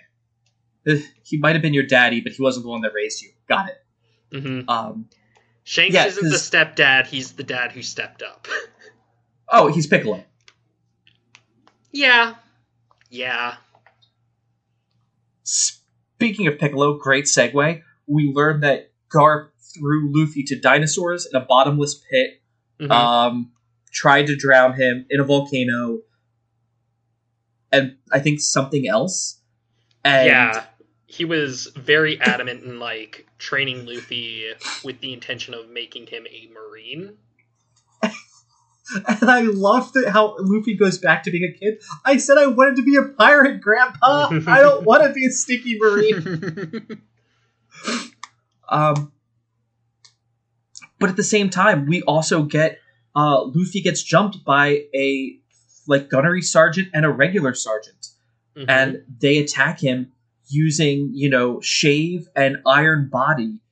Yep. They attack him and Zoro, and Zoro's like, "Oh, you're using kukris. You don't see those out here." And he's like, "I'm a cut above," and goes at him and gets beat. And then Luffy beats the pants off the other guy, and Garp's like, "Ha, you guys aren't strong enough yet." And Kobe gets reintroduced with the glow up. Yep. Be careful who you call ugly in middle school. Oh. Because Kobe, I love this Kobe design so much. Does he get upgraded designs? He'll mostly just look like this, but there's gonna be some slight changes, perhaps. But by and large, this is the Kobe design. You're right. This is a great design. This design really works well. Kobe looks fantastic. The other guy who kind of matters. Helmeppo. I lost his name. Huh? Helmeppo. Helmet. Oh, that's right. Helmet. He even I'm like, oh, you even became cool. It's but nobody remembers him. Yeah. Mm-hmm. And we get to see where those guys are at. And I think they kind of come to tell him, hey, you're, you guys are going to get some bounties. We all know what you did. Mm-hmm. Yeah. No one can talk about it, but we're glad you're okay. Mm-hmm. Yeah. And also, we do get a bit of lore dumps here, because this is actually where you're supposed to learn about the 4 emperors in One Piece. Yes. Because while that's happened, we learned that Shanks, who is part of the Red Line crew, the Red Hair Pirates. Red Hair Pirates. Mm-hmm. I know it's got the 3 scars. The Red Hair Pirates is going to go meet up with Whitebeard, and the Whitebeard. The Navy does not like that. They are scared. Yep. Because they've never actually met before. Mm-hmm. And this is where we get to learn about how awesome Shanks is, because he gets on the boat, and the first one of the first lieutenants or something for the Whitebeard pirates or first mates is those of you with weak constitutions go somewhere. And what is he, angry? No, he's a little intense, and they're like, we think we can. He's like, guys, please don't do this. And then people just start passing out. And he goes, God, I've got to carry them now. And I was like, oh, I like how bummed you are because you've watched this happen before. Yep. To which Shanks brings Whitebeard some liquor from his island, some alcohol from his island. Mm-hmm. They do a sake ceremony to like split that, where he says, "Hey, can you please tell Ace to not go after Blackbeard? This isn't going to end well. You don't understand." Yeah. Whitebeard treats his crew members as kids or as his children. What else is he supposed to do when one of them kills one of his own? Exactly. Some fratricide happens, and it kind of becomes, don't do this. They have a show of force, and then Shanks leaves. Mm-hmm. We also got 2 episodes, one where Zoro becomes like an older brother to some delinquents. Mm-hmm. And you learn like their family's going through stuff, and the mom is the mom that stepped up. Yep. And Luffy helps a little girl find the reincarnation of her water bull. Yes. Sodom and Gomorrah are okay. We didn't talk about them. It was really sad when they were dying. Yeah. But they're okay. Good. And we also get to see Frankie and Iceberg build a ship with black wood, I think it was. It's the same type of wood they used to build Rogers ship, Gold right? D. Rogers ship. The Aura Jackson, as it were. I'm excited to learn more about that. I hope we get to. Mm-hmm. We do. Don't worry. But yeah, they get to work on a ship together. Mm-hmm. And this is where we learn that they're building a ship for the Straw Hats. And this is the way for Frankie to say, "Hey, I'm sorry. I kind of took that money and bought this. I'm really glad that I did. I'm going to show you this really good ship." And then, kind of gets told, "You're going to become our shipwright." Yeah. But not before we actually see everybody with their bounties, right? Oh, I see. I was going to save that one for the very end. I was going to do the shipwright. But yeah, everyone officially has a bounty. Crew with a pirate group with over 700 billion? 700 million, I'm pretty sure it is. Okay. Because first we have Luffy, Zoro, and Robin. They all had bounties before, but they get updated bounties, and they're now worth a lot more. And then we get Nami, who mistakenly thought that people just wanted to take pictures of her because they thought she was sexy, basically. Well, wait, the one person goes, "Hey, will you let me take a photo?" He said it was going to be for like a bikini photo magazine shoot so we could make some money. And so she and Robin do that, but hers gets used. Yeah. And then we get Usopp with the Soga King kind of look. Yeah. We get Sanji's. Yeah. And do you want to... What does Sanji's look like? Sanji is this horrible caricature of it because the guy left his lens cap on his camera trying to get the photo. But of course, how can we forget? The pet also now gets a bounty with Chopper with his 50 berry bounty. Yep. Also, when I said earlier, in the first episode of One Piece podcast, not to basically take berries as a definitive power level, I think you know why now. I think it's great. I think it's so much fun. Oh yeah. I think if someone had taken a picture of him in the monster form, it'd have been very different. But since they hadn't, that's why it's this much. Yeah. And I like that everyone we get to see, except for Ohara, Frankie also gets one. His family goes, and he's just you're wanted with the Straw Hats. Congrats, the Navy says you're a Straw Hat, so it must be true. The Bariati, like, all of them are like, no one could have ever gotten a better picture of Sanji. Put it up on every menu. Put it in front of the store. And they're all just cracking up. And he's sitting there looking at this like, the guys are going to see this. This is distributed to all. And he's so worried about it. And Zoro's just like kind of being the asshole of just like, I think this photo like looks fine to me. I can't tell the difference. Yeah, it's a really great picture of you. I like that when we go back to Doctora, she's like, we're going to celebrate, light off more fireworks. And then Orangetown, the picture of Nami basically gets blown up everywhere as well because, Nami looks good. And I like the fact that the Pinwheel, who used to be like her like unofficial father figure, has it blown up and is like, the perverts all over the world are going to see this. And her sister walks in and is like, I think this is kind of your fault. Like, why did you blow it up so big? Because I want to be close to my Nami.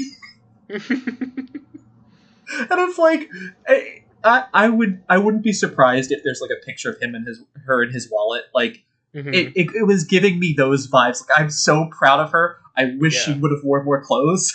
Yeah. But I'm so proud of her.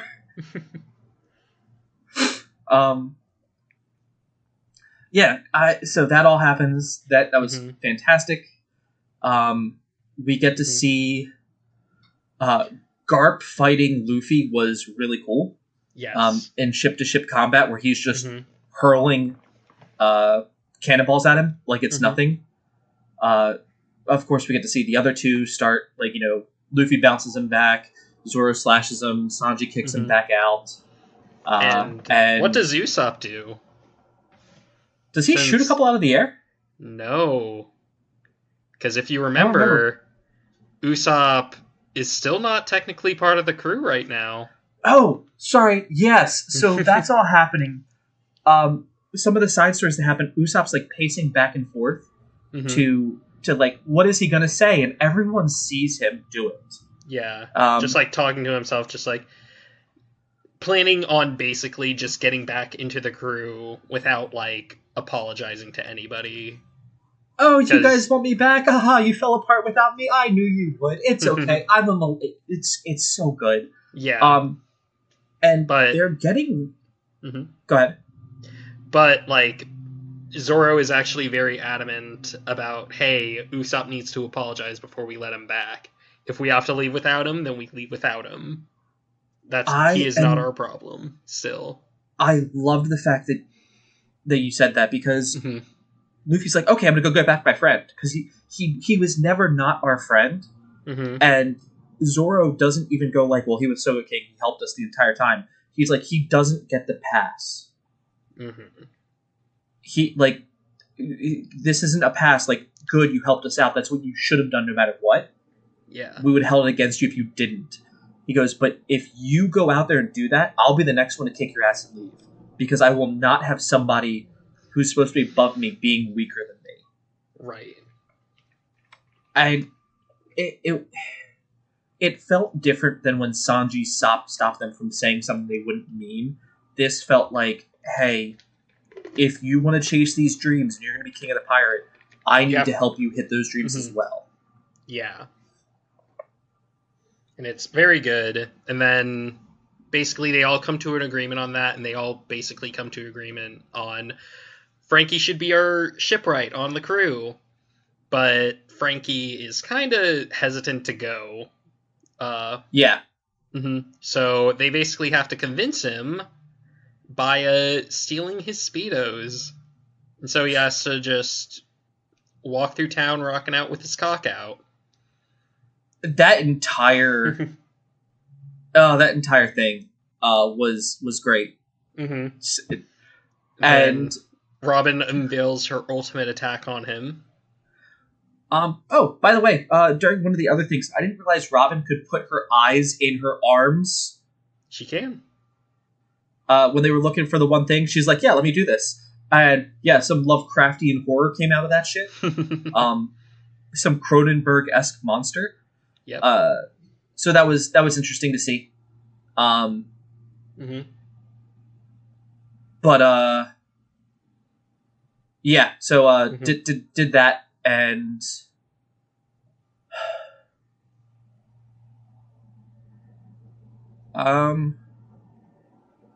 yeah. Mm-hmm. But yeah. Sorry, what we were going on about something else before that. I was just thinking about Basically, that for a second. Robin convinces Frankie to join the crew, so to speak. Yes. Whole, does her petal fruit, and then comes out between his legs and grabs him right in the coconuts, right in the tangerines, right in the. They use so like right in the cannonballs, winding up the crank. Yes. And they're crushing his berries.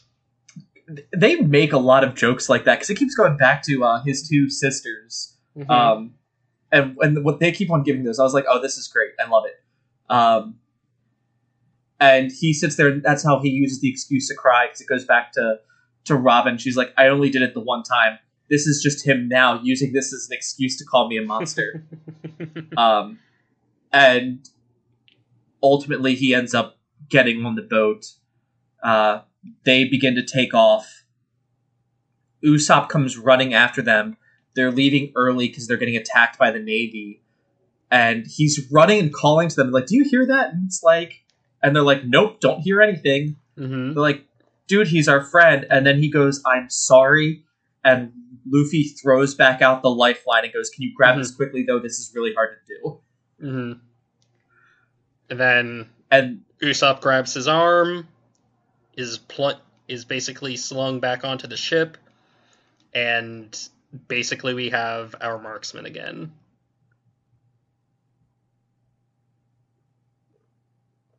And it is such a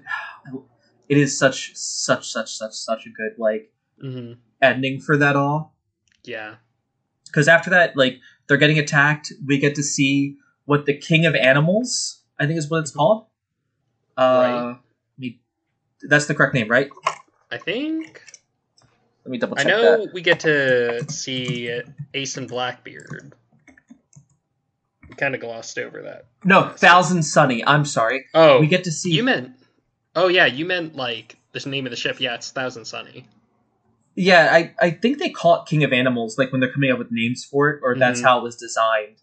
But they're like, oh, it doesn't look like a lion, it looks like a sun. It looks like a sunflower. It's a star. And we get to see Thousand Sunny, one of, I'm hoping, what become many really awesome things for it. It has a Coke-powered booster that puts it 1,000 meters away. And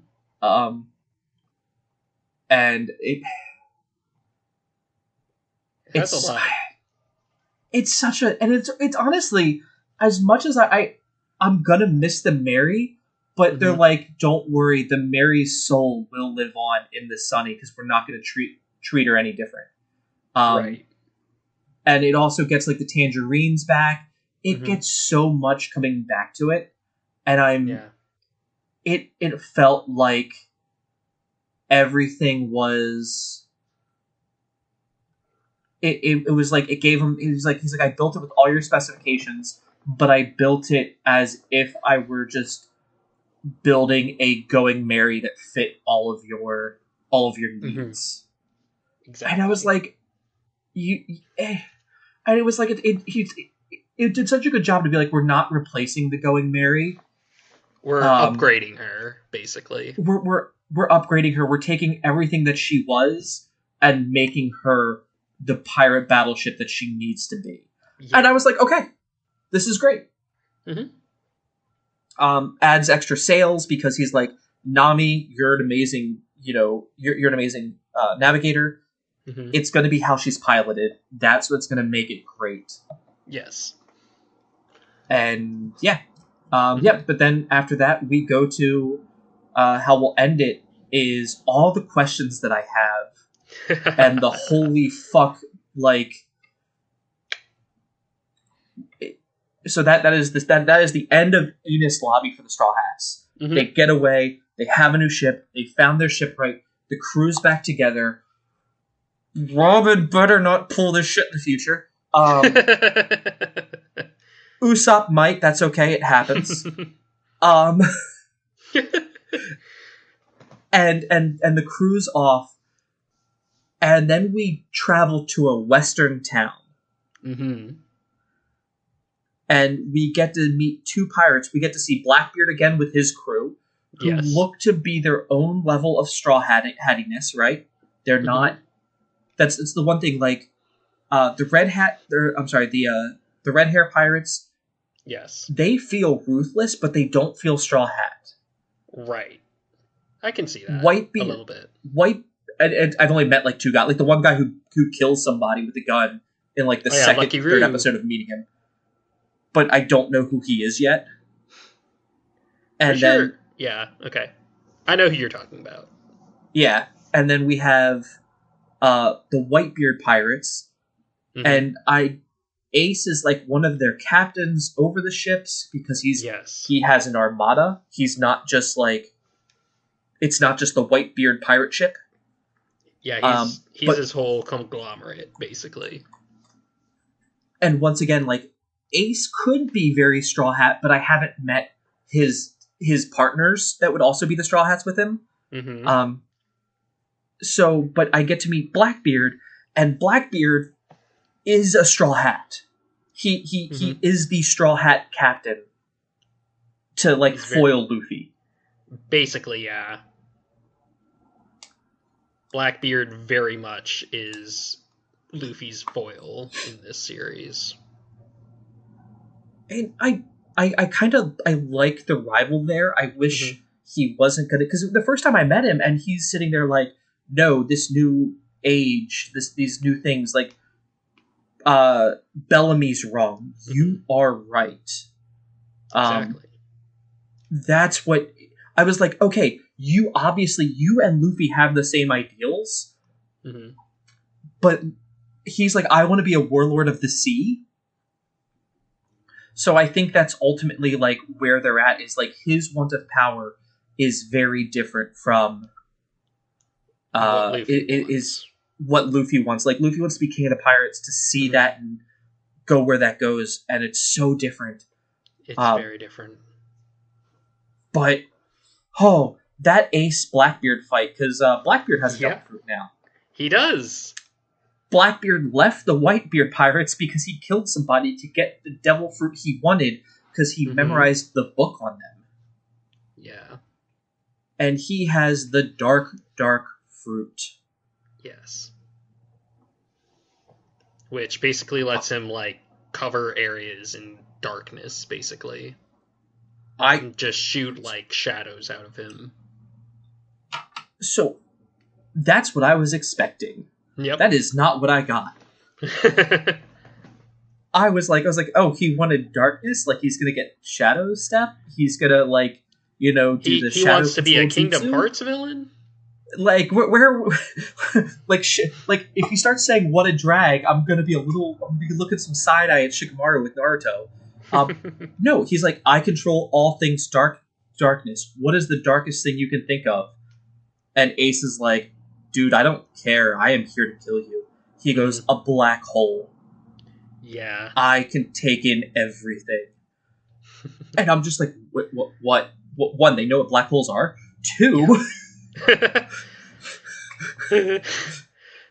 Black hole power. But I like the fact that he feels like everyone else gets to be passed through. Like, you can't touch Ace because everything passes through him. But because he has the black hole power, everything gets drug into Blackbeard. So he feels it, even though he can, like, make it go away quickly. Yeah. And Ace is really cool. Like, I get cool. Why people like Ace, and people are like, oh, I have Ace as my background. He's my favorite character. He's the coolest. I have the Ace tattoo. Yeah. Shanks was right. Yeah. I don't think Ace walked out of there with a dub. I think he walked out worse than Luffy walking out of the Lucci fight that just happened. But I also did like that Ace was like, oh, I'm going to Blackbeard's like, I'm gonna go kill Luffy, and Ace is like, yeah, okay, so now I have 2 reasons that I have to sit here and kill you. Yeah. That's my brother, and he's like, oh, I'm sorry. You'll want to join me, and maybe I won't kill him. You know, his wanted poster says dead or alive. And yeah, and that fight was insane. Yeah, it is insane. I did not know where it was going. I am so happy of where it went. Oh, for sure. I am terrified of like I'm now like because we got to see Blackbeard, and I was hoping he'd be a little bit bigger of a threat for this arc, but I'm like, nope, this is the world government, so it can't be. Yes. Just like looking at the looking at where it's at, because I had like all the arcs pulled up in their like timeline pretty much a little bit ago. I'm guessing he's like got like 2 arcs before we really get to see him. Probably the Summit War Saga will be the first time where we're like, yep, this is where we're going to start to see the people. Okay. Because then we get the Fishman Island Saga, and this is Summit War looks like it covers. Yeah. Let me see. I'm just gonna say right now, you're not gonna be able to guess when we deal with Blackbeard. 490 to 597. So the next arc is 100. I would hope that at one of these points is when we get that. When we get Whitebeard or Blackbeard, right? Yes. Oh, maybe. Okay. But I think the new thing to do since we're here, I'm officially over a quarter of the way through One Piece. Woo! Let's fucking go! A year. 2 years. Have we been doing this for 2 years? Okay. I think so, yeah. But yeah, and if this is going anywhere near the way like I think it's going to go, I very well could be called up within the next calendar year. So by June next year, there is a chance. That's daring. That I could be pretty close to like where we at, or at least to Wano, because I know Wano is like 200 episodes, and I'm not even joking. Yep, starts at 190 or 890 to 10,085. Yeah. But yeah, I am so excited. I haven't touched Thriller Bark yet. I know I've had some people tell me that this is their favorite arc, because of it's going to be an interesting one for sure. Like I honestly Brock, don't know like how. I don't know how you're gonna like think of Thriller Bark, but I don't know. It's gonna be an interesting next episode with you. Woo! Yeah. Anything you want to leave the people with? I can't really think of anything. This is, like I said, my favorite arc in One Piece. I love it so much. I love what it does for Robin. I love what it does for Frankie. I love what it does for Usopp, Luffy, Sanji, everyone. It kind of solidified Robin as one of my favorite characters, and it made Usopp go from like one of my least favorite members of the Straw Hats to like in like the top half, I would say. I agree. Like he took over. Like Chopper's best boy. Robin's still my favorite. I love Luffy as a main character. But like it has gone. It's now like Usopp and Nami for which one do you like more, based on this arc alone. Mm-hmm.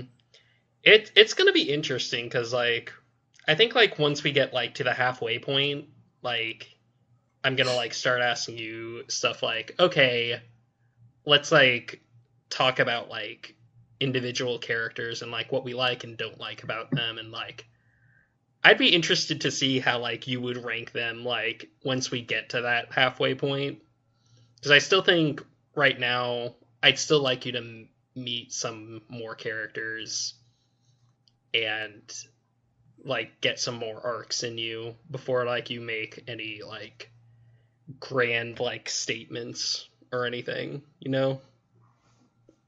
Yes. That's fair. I will be excited to do those. No tier list, guys. We're not doing a tier list video. No. I don't think that would be fair. Fair enough. Everyone would just be S tier. Yeah.